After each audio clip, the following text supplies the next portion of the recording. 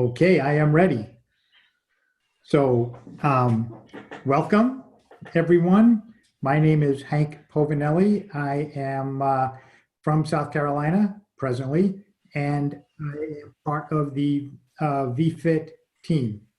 My co-host for the day is going to be Dr. Mary Clark, who is also part of our VFIT team. So let's see who is new. Let me see if I can find, are any of you new? If you are, either raise your hand or put it in, what's the technique? I guess we'll raise it in your hand using the reaction. So hang on, let me see if I see anyone. Oh yeah. So, Linda, you know what? If you can't use humor, then that's it. Linda, thank you. Go ahead and introduce yourself, Linda. Hi, my name is Linda DeLucia, and I'm from Oregon.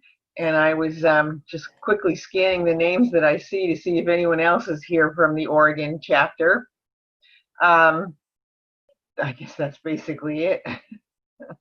This is my first time. Good, good. Welcome. Thank you. Anyone else? Anyone else? Anyone on the phone? If you could raise your hand a little higher, please. Oh, wait a minute, I can't see you. Never mind.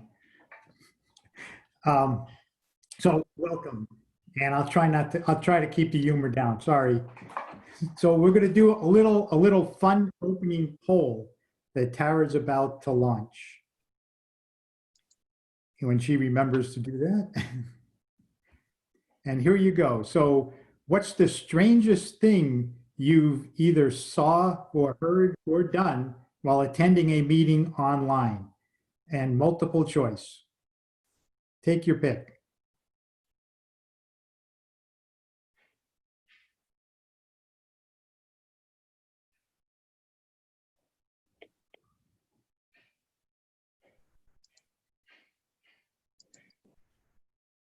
All right. Interesting, interesting. Better not to say. I like that one. Apparently a lot of people do. I know. Okay, I think we've got it. Let's so better not to say is the winner. Yay. And wore pajamas, yeah. Yeah, that's kind of a common thing right now. It's worse if you forgot to wear pajamas, but and then what's the next one? Cooked lunch or dinner?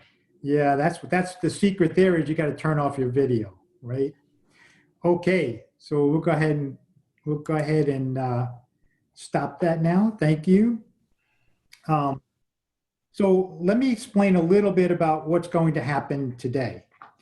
So we're going to spend some time together, and then we're going to spend some time talking in smaller groups, affectionately known as breakouts. We do a lot of sharing in these sessions. You may hear something that is different than what you do in your state or community. That's okay. That's the beauty of AARP. Today, we are going to give you permission to recruit, helping you get an idea of what the real needs are and sharing ideas of how to recruit for the roles you have now or are creating. Tara's going to share a slide, and I'm going to hand this off to Dr. Mary.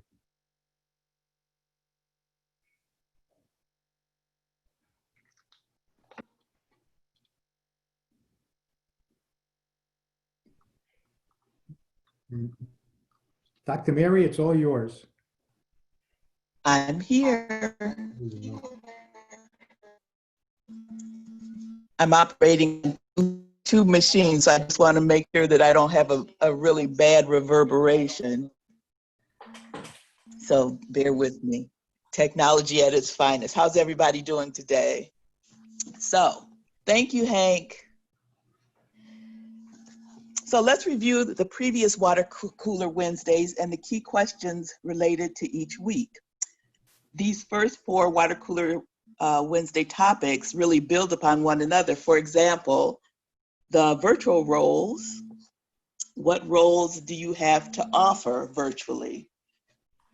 Number two, the non-virtual roles. What roles do you have to offer? Number 3, recruitment. How can you ask current volunteers? How do you reach out to new people? And what recruitment approaches in the virtual world are available for recruitment? And if I jump up and run, I have a pest control gentleman that just met me at my door because there's wasp outside of my window and he's spraying out there. So if they come in, I'm running. So just to give you a few visuals of what's going on here. Naturally, our next is orientation and onboarding. We'll be saving this topic for next week. So save your ideas and questions for then. You can even capture them in the chat if you're afraid you'll forget them, and we'll kind of hold on to those for you. And it'll help us to craft some questions for the conversation next week. So you may be thinking, am I supposed to be recruiting new folks when I can't engage the ones that I already have now? Well, that's where permission comes in. That is what we are here to help you with. You may have already tried to recruit from within, but had no luck. But you may learn something today that gives you a new perspective of recruiting. So Hank, I'm going to turn it back over to you. Okay, thank you.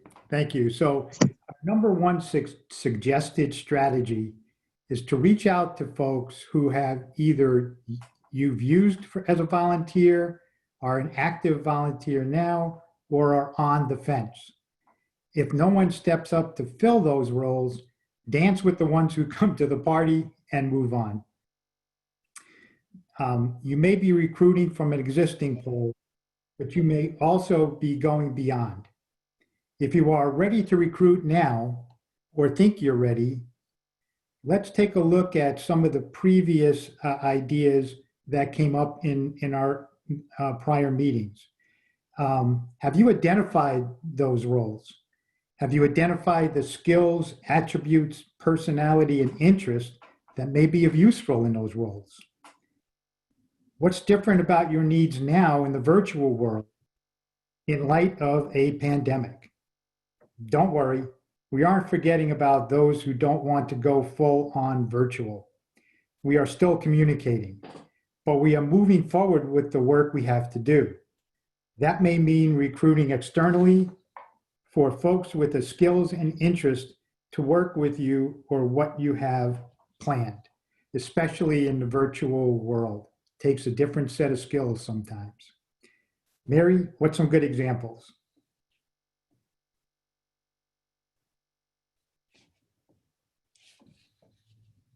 I hope the wasps aren't chasing Mary around her living room. I know.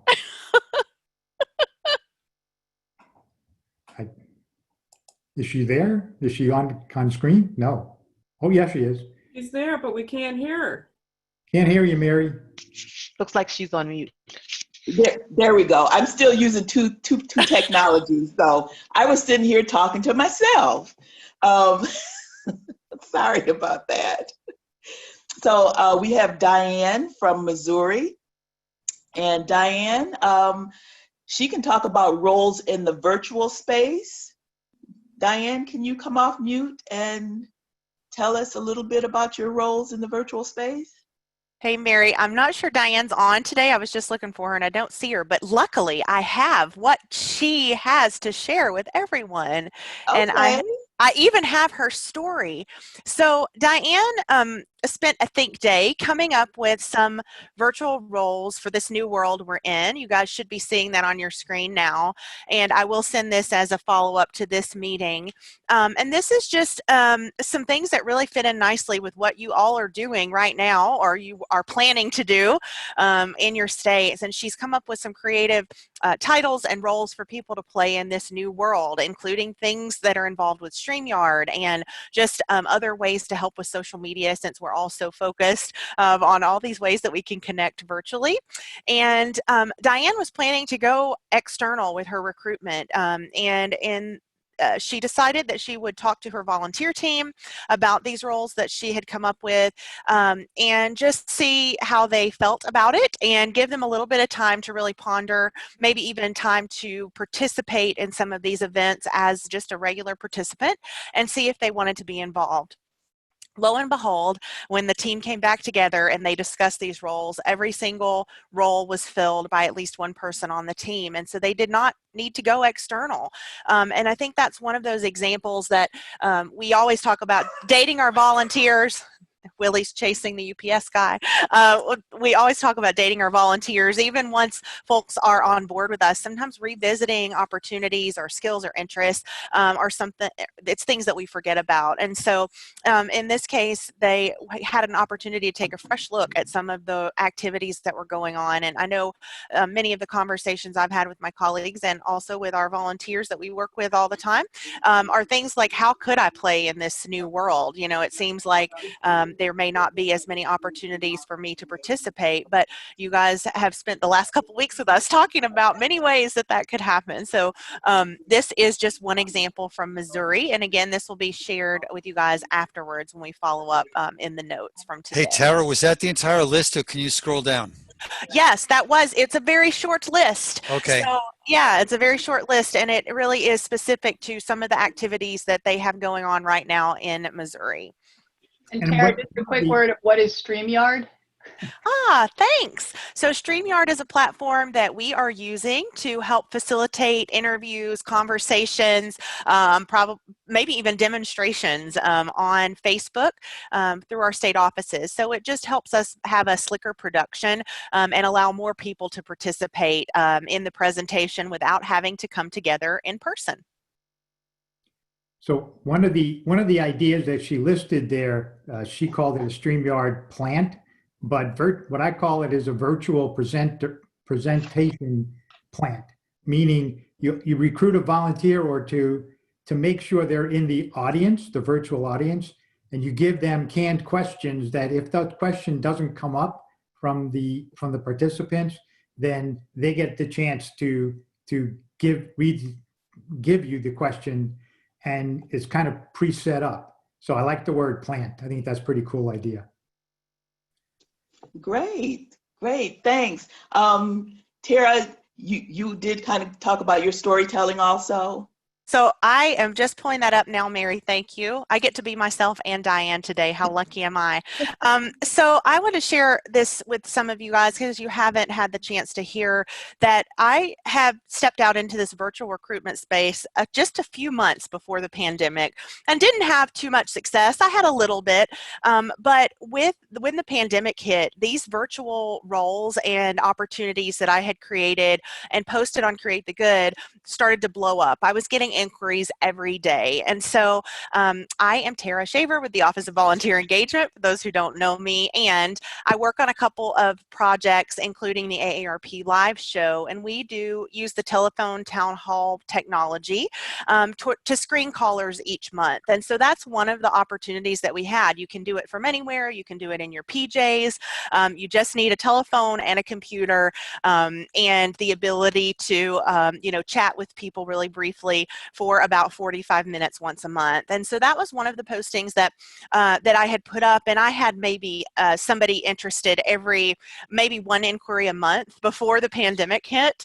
And you'll notice here we were really specific about the kind of show that we were doing, what it takes to conduct it, and the amount of time for folks to step into this activity. So it doesn't take very much training. It's something that's really easy for folks to learn and participate in. And then it's also something that can be done episodically. They don't have to commit to a monthly basis. So that was one of the first things that I dabbled in. But then there was a project that we wanted to do within the Office of Volunteer Engagement, and I'll try to make this a little larger if any of you are on a smaller device you may be having trouble seeing.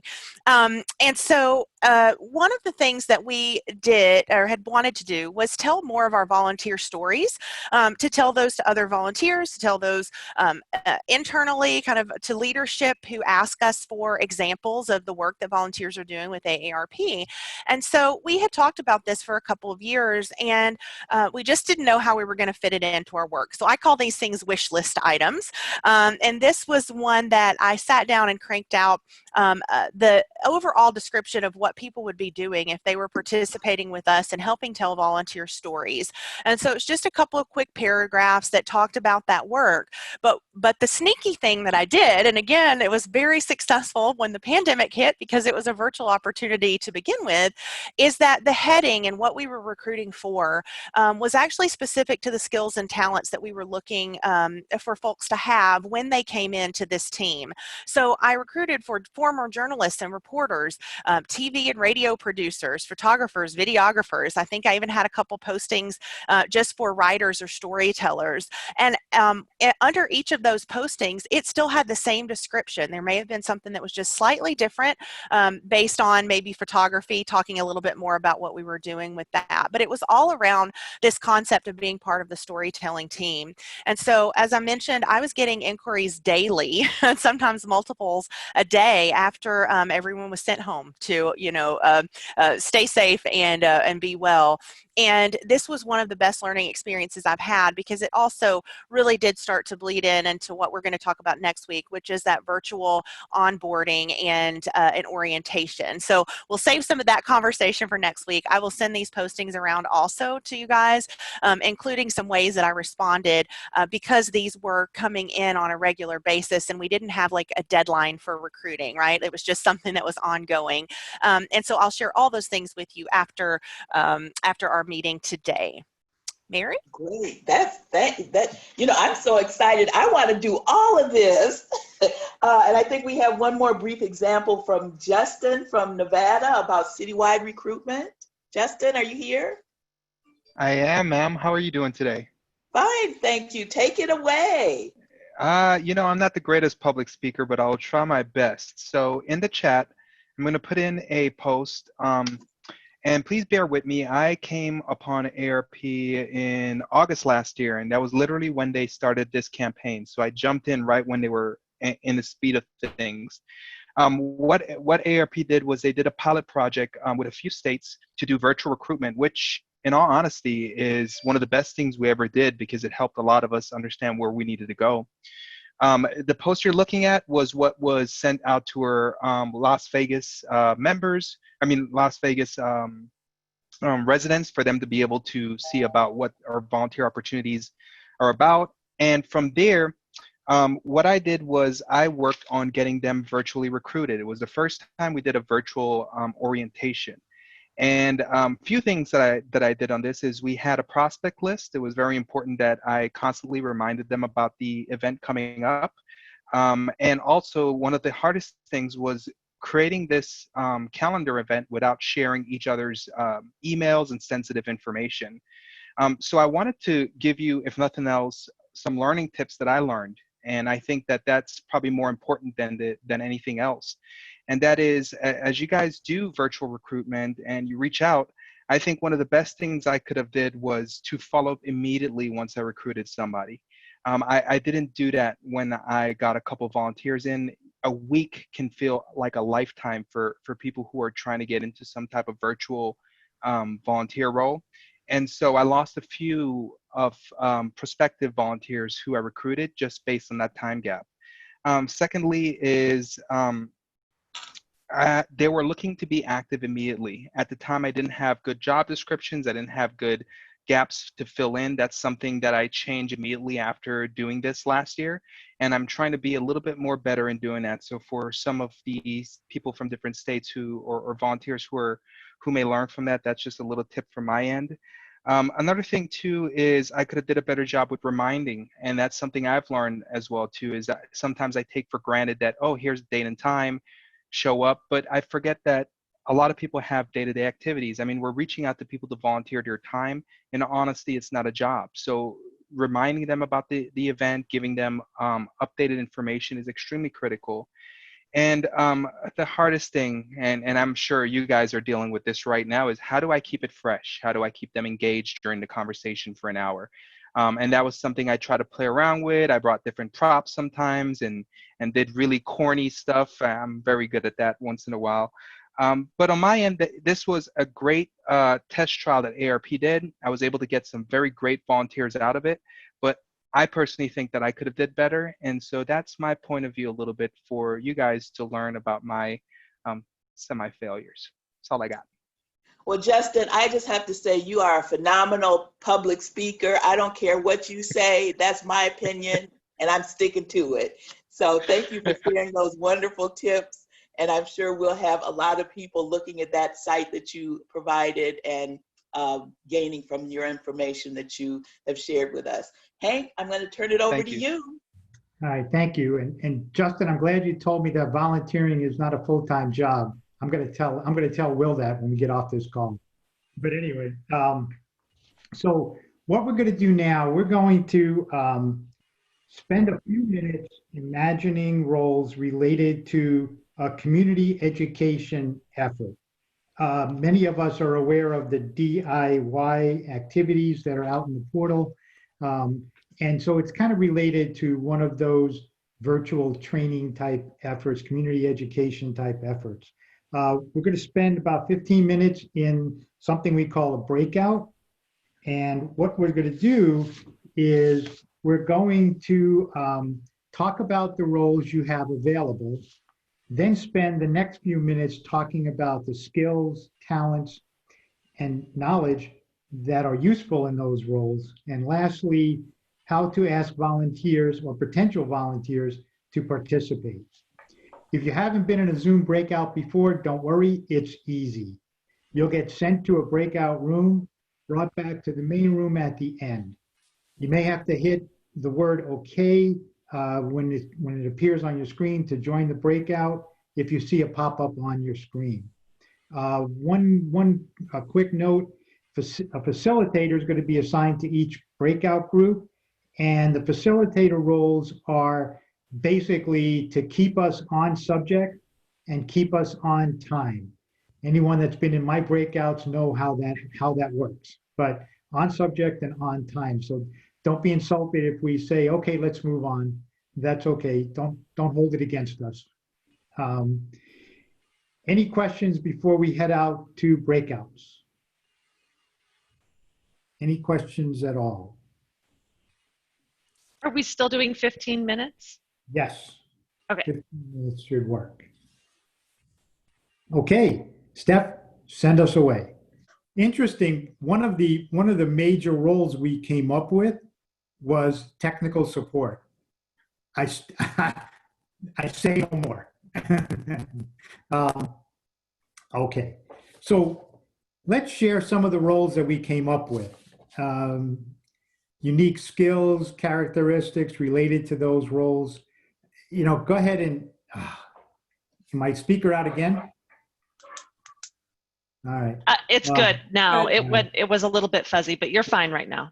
Okay, so raise your hand or speak out. What's a couple of roles that your group came up with? Hoff? Well, in our group, which we had a large group, there's a lot of creativity going on, and there are two major hurdles. One is seeking leadership volunteers in this world of virtual. It's just not as easy to be as convincing and as seductive to get people to take more important roles than was before. So leadership, acquisition, and recruitment has been a major problem. And secondly, I know we've had another discussion about this, but it came up again. There's just lots of problems with virtual. And there's just issues of people who don't like it, or people who don't have access to it, don't have the bandwidth, don't have the machinery, don't have the expertise. So there's a lot still to be done on getting ARP volunteers up to snuff, especially if this is a long-term issue. We're not done cracking the nut of that. Now, there was a great idea of training some volunteers to be technical experts to help others, like we're doing on the national level with the volunteer training team. And some people are doing that. But those two problems, even though there were a lot of also creative things coming up of leadership acquisition and technology compatibility, were still prominent among the group. Good, that's good. Any others? Any other skills? Mac? Margie has a wonderful list of skills. If I can find her. I'm here. I can speak to a little bit. We talked about technology and really just working to create those skills, and actually facilitation. I know this has come up in several meetings that I've had with different states, that speaking in person is different from speaking virtually, right?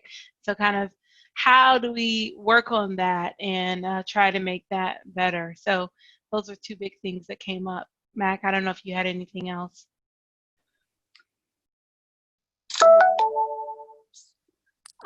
We had some ideas in group 4. What we're looking for as far as recruitment goes is host facilitator for breakout rooms and help design an event, handle the chat, troubleshooter, which is technology, but also the other day I had an instance that I was mentioning where the major presenter, their screen froze. And so I had what we used to call in our sports events, the color person, had other kinds of information that I could provide until she got the technology solved on her part to be there. So that was another aspect regarding another position. And then of course, marketing, you can have many people on a team for that. Perfect. Susan Lutz, did you have an idea? Well, I did. We had a great discussion. There was an Ohio volunteer on there that did DIY, and they luckily, with 3 of the DIYs, have been able to keep it up. And they found that presenting, they use about 3 presenters to do a session, because in the virtual space, it's very monotonous to hear the same person talking. So they realized right away, let's get 3 people. They have a scheduler. They have, okay, help me. They have a timer, a chat monitor, and a few other roles. And they've been able to do this for broad caregiving, and they're starting home fit.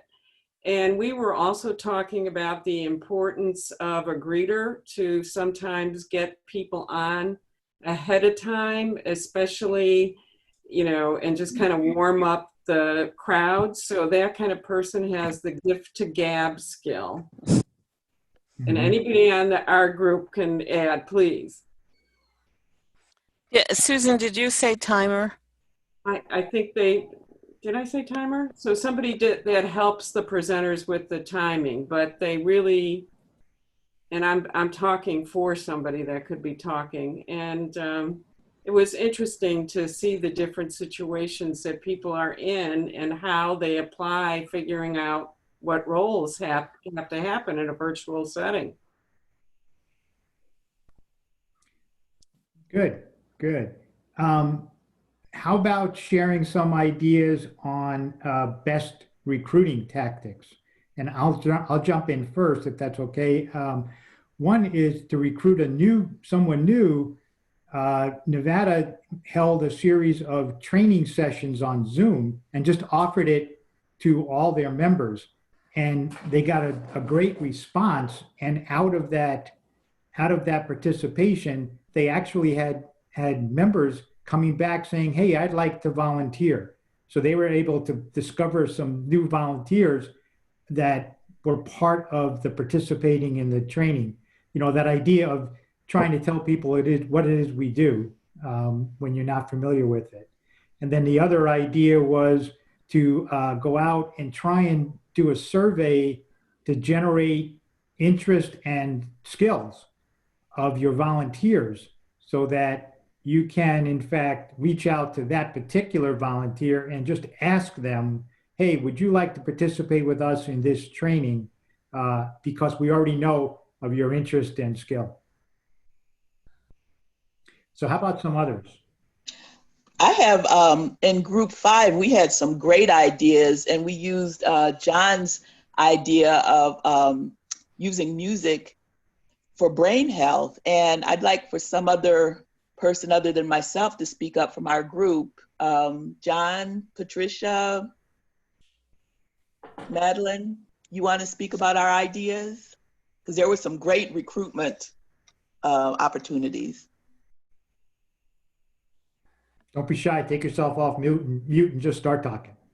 Okay, we talked about, it was a specific example, but we talked about the different types of professional or non-professional people that might be needed in order to put this activity together.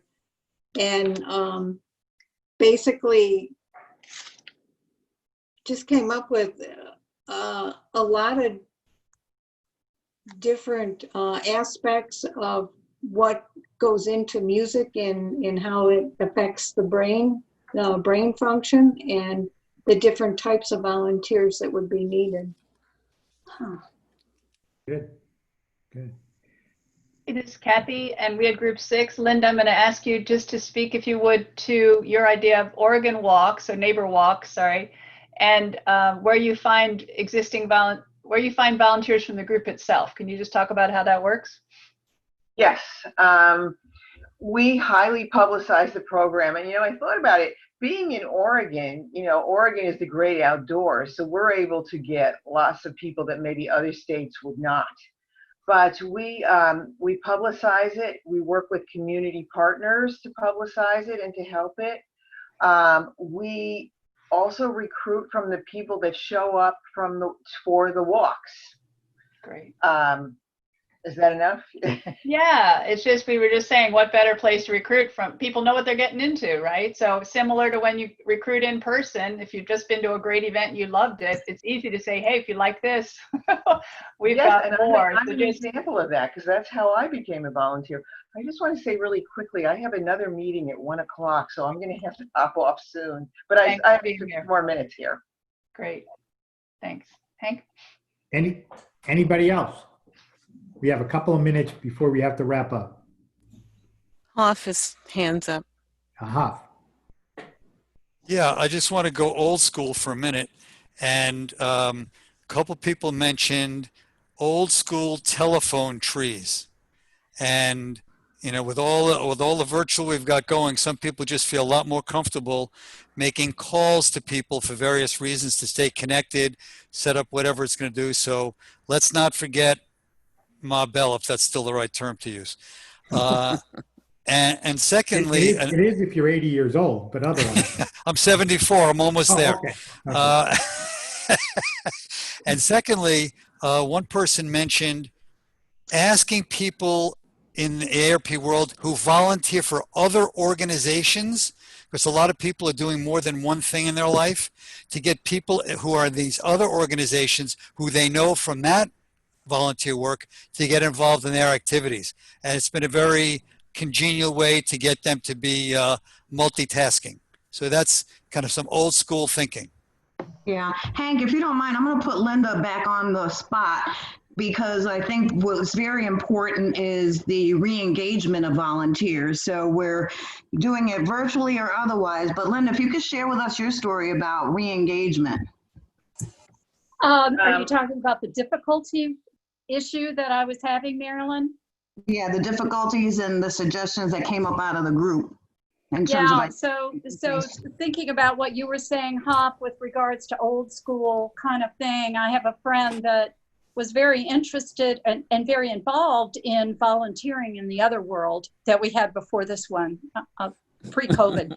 And during this time, she does not like to be on the computer. She doesn't want to try new sorts of things. And she doesn't want to be sitting there, and she's an introvert. So it makes all of those things that we think of. She did work in a food shelf and enjoyed working there, stacking goods. So we thought about ways that we could possibly troubleshoot for that. Some of the ideas were having a book club. She likes to read, so maybe she could start a book club or something along those lines. And even a shared phone call book club might work. I was also thinking about the music you were talking about for brain health. That's an idea. But thinking of her past performances and trying to remember the activities that she readily participated in, and having a conversation with her about giving her those kinds of information that might help her in thinking of new roles.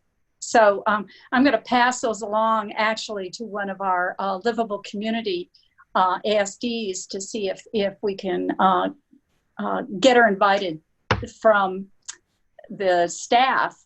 That may be another way that it would work. Beautiful.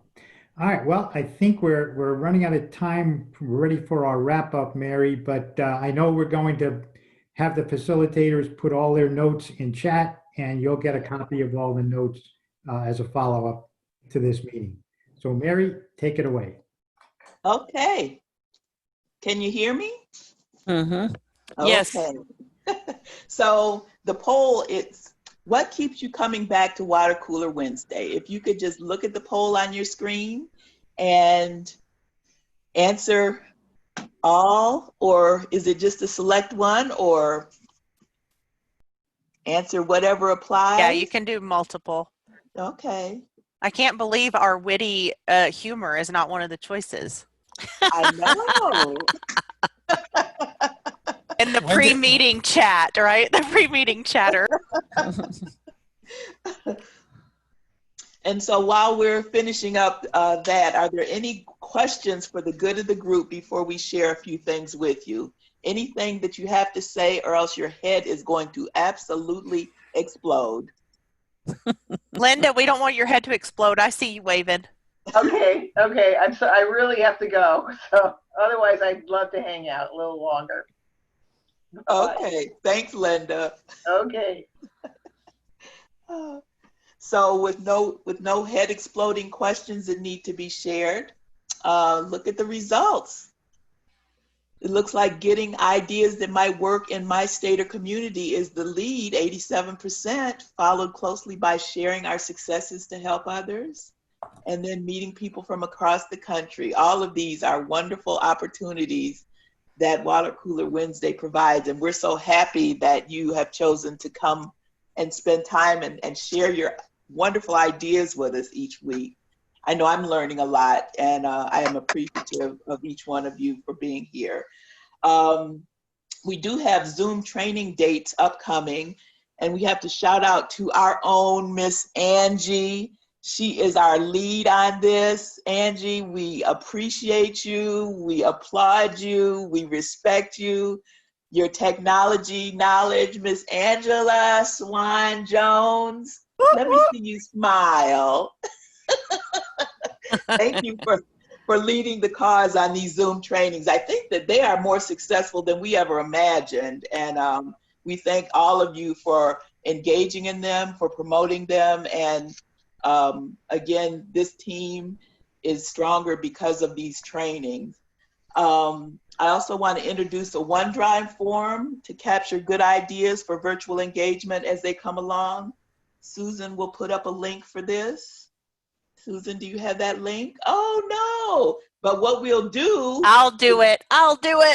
Okay, I'll send it out afterwards. I'm too busy looking at the baby.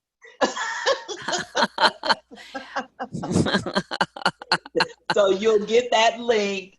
And so any good ideas that for virtual engagement as they come along, it'll be on a OneDrive form, so you can always refer back to it. It'll be convenient for everyone. And we have another poll. Do we have another poll? Or is this the poll? The Amazon rating. I'm getting it. Sorry, I was bringing up the link. Okay. Oh, and I can't share a screen and bring up a poll at the same time. Stephanie's saying, I told you you should have let me just do that one. Okay. Here it comes. Okay.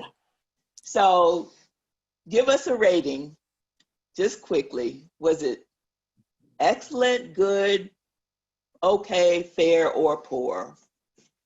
Today, what was your experience? Be honest. We have thick skin. We want to learn how to grow, and we can only do that with your honest opinion. So thank you all for evaluating this process. And for next week, all aboard for virtual orientation and onboarding. We look forward to having another lively and engaging and informative conversation with all of you. I know this makes my Wednesdays the highlight of my Wednesdays, because Wednesday is the toughest day for me, and always ending it with Water Cooler Wednesday as a treat. So it looks like a majority of us, was that 48%, said yes. 48% gave us a 5, 45% gave us a 4.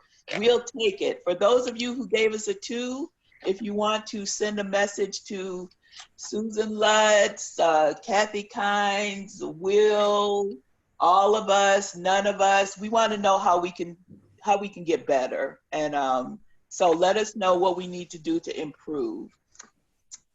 And in the interest of time, we're at 4 o'clock. That's the time we wanted to end. And I want to say again, thank all of you for your time, for your energy, for your ideas. We appreciate, we respect all of you. A big virtual hug to each and every one of you. Be safe, your families. Take care of yourself. And we will see you next Wednesday. Bring a friend. Water Cooler Wednesday is the place to be. Thank you. Thanks, Thank guys. you.